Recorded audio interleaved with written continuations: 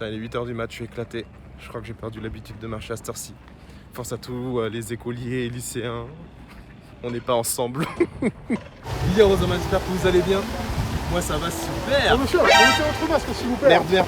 On se retrouve dans une nouvelle vidéo, tranquillement. Comme vous voyez, on est à Disneyland. Plutôt que de juste balader et faire un petit vlog et tout ça en vous montrant des trucs, pourquoi pas dessiner des personnages de Disney par rapport à Disneyland. Vous savez que Disneyland est divisé en plusieurs points: Discoveryland, Frontierland, Adventureland, Fantasyland. On verra tout ça au fur et à mesure. Et en fait, l'idée, c'est de pourquoi pas dessiner un personnage de Disney par univers. Et j'ai invité les gens sur Instagram à me proposer un personnage de telle sorte à ce que, quelque part, Instagram contrôle mes dessins. Est-ce que vous êtes chaud? C'est parti.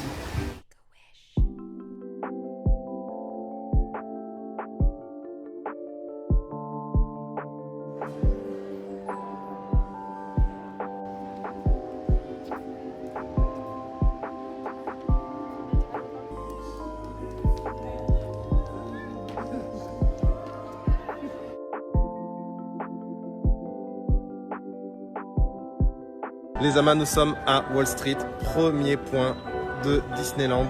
À vous de me choisir un personnage en rapport avec cet univers et je vous le dessinerai dans la foulée.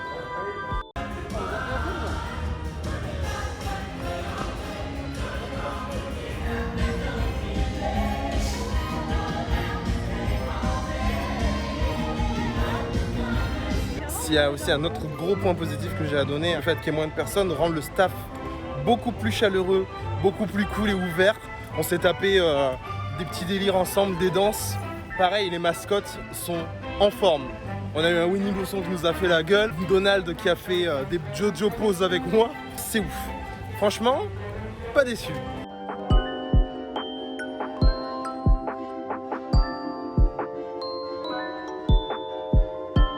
Ouais les amas, on vient de se poser, ça fait 2 heures qu'on se balade. J'ai vu la plupart de vos sélections sur Instagram, donc ce que je vous propose c'est de d'abord manger et puis... Mais je vais manger. C'est bon ou pas?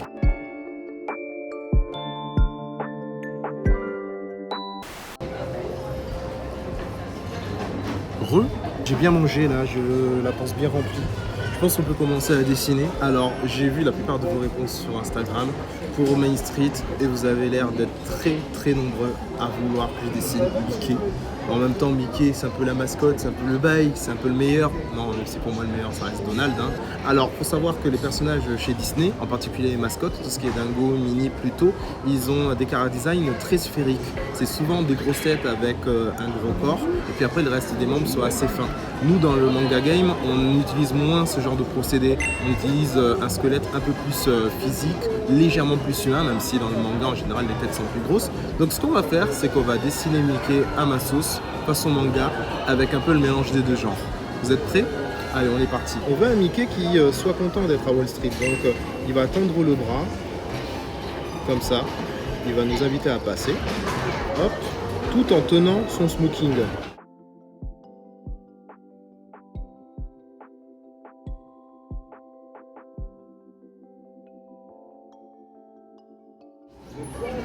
On ferme les 3 doigts parce que les personnages de Disney, les mascottes, ont tous 4 doigts. À l'époque de l'animation, c'était plus facile de dessiner les mains à 4 doigts que 5. Tac. On va donner un peu plus de relief. Toujours penser aux petits plis de la main parce qu'une main, ça a toujours des traces ici. Plus vous donnerez des détails, plus votre main paraîtra crédible.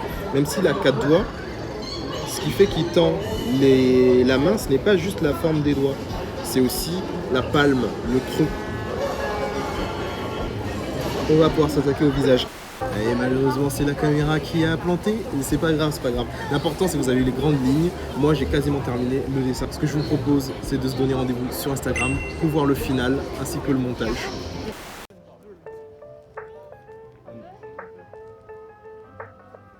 Deuxième point, Discovery. Vous savez quoi faire les amas. Toujours en rapport avec Disney, ou Marvel ou Pixar. C'est vous qui voyez. Les amas, je reviens de Space Mountain. Je vous jure, 5 minutes de queue.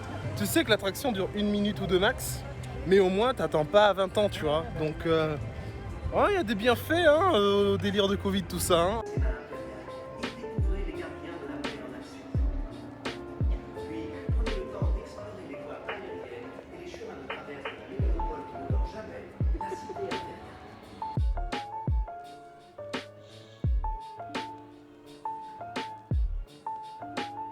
Et on est parti pour le deuxième dessin. Je suis passé à Discovery. Je vous ai demandé quel personnage dans l'univers plutôt Star Wars ou bien Toy Story. Il y a eu beaucoup de personnages, c'était assez varié. Par contre, il y a eu un énorme duel entre Baby Yoda et Buzz. En témoignent les petits screenshots sur le côté. Je choisis de dessiner Baby Yoda. Pourquoi Baby Yoda? Parce que déjà la saison 2 de Mandalorian va sortir. Et surtout, j'adore ce personnage. Qu'est-ce qui fait que Baby Yoda est une énorme mascotte? Comme d'habitude, les grosses têtes. Disney adore faire des grosses têtes avec les bébés ou les petits personnages. Comme par exemple Stitch, les autres mascottes de Disney. Donc on va abuser de ça. Grosse tête, petit corps. Le visage toujours à la fin. Le visage c'est pas le plus important. Ce qui est important c'est de le rendre crédible de par les courbes, de par les formes de vêtements.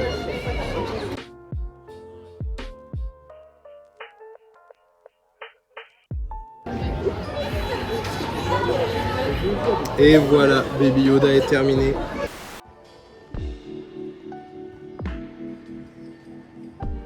Les amas, on est à Adventureland. Donc quoi faire? Donnez-moi le nom d'un héros Disney dans le thème de l'aventure, voyons.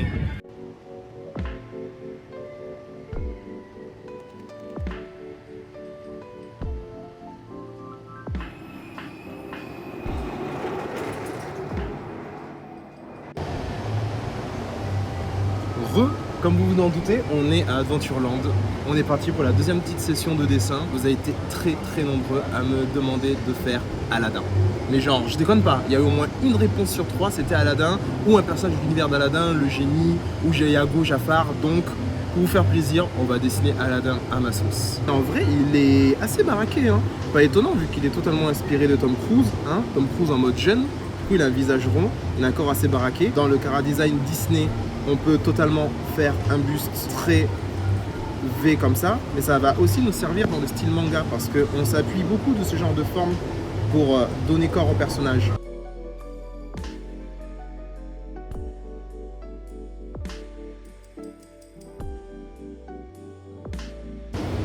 Vous n'êtes pas obligé de donner beaucoup de muscles, l'idée c'est juste d'apporter du relief au personnage, de le rendre crédible. Ça dépend, certains artistes abuseront de ça, d'autres non. Et voilà, Aladdin terminé.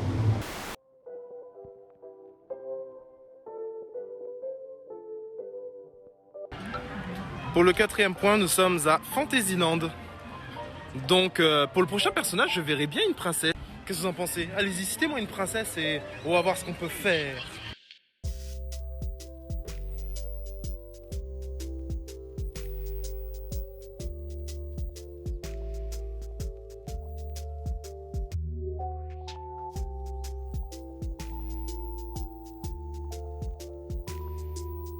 Hop, maintenant on va passer à Fantasyland. Là cette fois-ci les réponses étaient un peu plus variées. Les réponses sont tombées assez régulièrement, même s'il y a eu pas mal de Mulan et de Ariel. Mais c'est pas grave, on va partir sur Réponse. En plus ça tombe bien parce que c'est pas un Disney que je connais beaucoup. J'ai vu que Réponse utilisait souvent une arme de prédilection qui s'appelle sa poêle. Du coup on va dessiner Réponse avec sa poêle. Il nous faut une pose un peu baston-baston. La plupart des princesses Disney ont des grosses têtes. Je trouve ça plutôt drôle. Moi, je vais essayer de varier la chose. Vous remarquerez que je commence jamais de la même manière pour chaque illustration. Des fois, je commence avec la tête et le bras. D'autres fois, je commence avec les pieds. J'ai un peu ma manière de faire tout le temps pour chaque type de personnage. Ma princesse Disney préférée. Mulan, c'est pas une princesse, hein. Sinon je pense que j'aurais choisi Mulan. Je pense que la plus inutile, c'est bien Aurore. Elle fait avancer grave l'intrigue du film, c'est super cool, c'est elle le fil conducteur, mais c'est pas un personnage très intéressant. Mon prince préféré, c'est justement le prince Philippe de ce même film. Aurore, elle est inutile, mais Philippe, accompagné des fées, accompagné de bénédictions et tout ça, il est vachement badass. Il a pas le temps, il faut qu'il nique Maléfique et qu'il sauve le monde. Un point, c'est tout. Et puis son cheval, Ton cheval, il fait tout. Tac, et voilà, réponse est prête.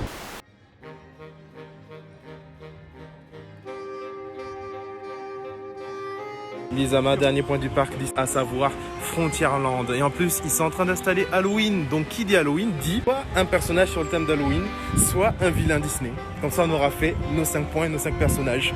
C'est à vous.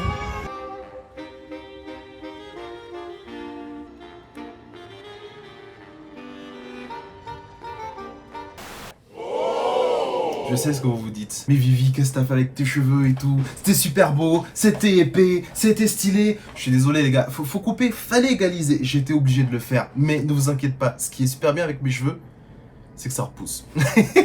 Quand j'ai fait le sondage et que je vous ai demandé quel personnage vous voulez pour Frontierland, il était 17h. Donc j'avais pas beaucoup de temps pour moi. Au moins j'ai fait le sondage et je me suis dit dès que je reviens au studio, on se remet à charbonner, hein, n'est-ce pas? J'ai regardé la plupart de vos réponses sur Instagram et ça se battait. Hein. Il y avait beaucoup de Jafar, de Aladdin, il y avait beaucoup de Hadès, de Hercule, mais il y a eu surtout énormément de Jack. Et je vais pas vous mentir que c'est un personnage que j'adore. Tim Burton, il a toujours eu le chic pour créer des personnages vachement stylés, avec beaucoup de caractère, alors que c'est toujours des ambiances et des thématiques sur la mort et morbide. Vous savez quoi? C'est Halloween bientôt, on va partir sur Jack Skellington.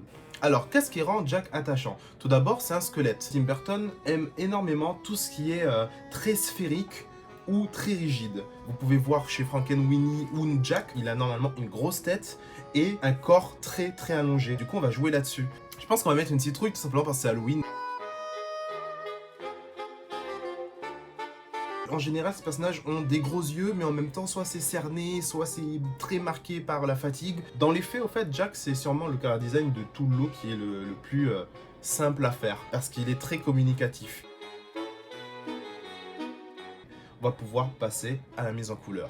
Avant de vous montrer le résultat final, je vais vous parler un peu de Disneyland. Avec ce qui se passe, la crise, le Covid et tout, on se dit que Disneyland, c'est peut-être pas le meilleur endroit pour y aller. Ok, on a un masque, c'est chiant, mais je crois que c'est le seul truc chiant qui est à retenir parce que j'ai vécu un Disney génial. Le fil d'attente qui dure moins de 30 secondes, c'est un régal. Et puis on a le temps d'interagir avec les mascottes, de rigoler avec eux et tout. N'hésitez pas à aller voir la vidéo de Jiraya sur Disneyland où il raconte pas mal d'anecdotes. En plus de tout ce que j'ai raconté, la vidéo est plus longue, elle est plus dense. Et franchement, vous verrez, il y a pas mal de similitudes. Disney en période Covid, c'est cool.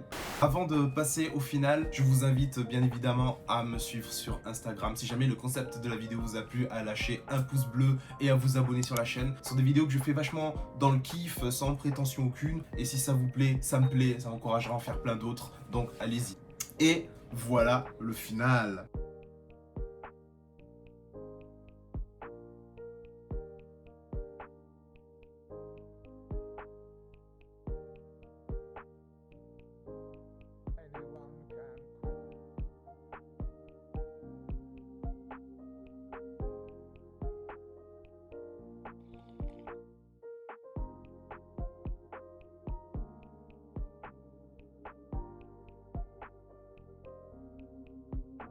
J'espère que ça vous aura plu. Moi sur ce, je vous laisse pour d'autres futures vidéos. Vlog and draw, pas vlog and draw, on verra. L'important c'est continuer de faire mon petit kiff. Mataner les amas.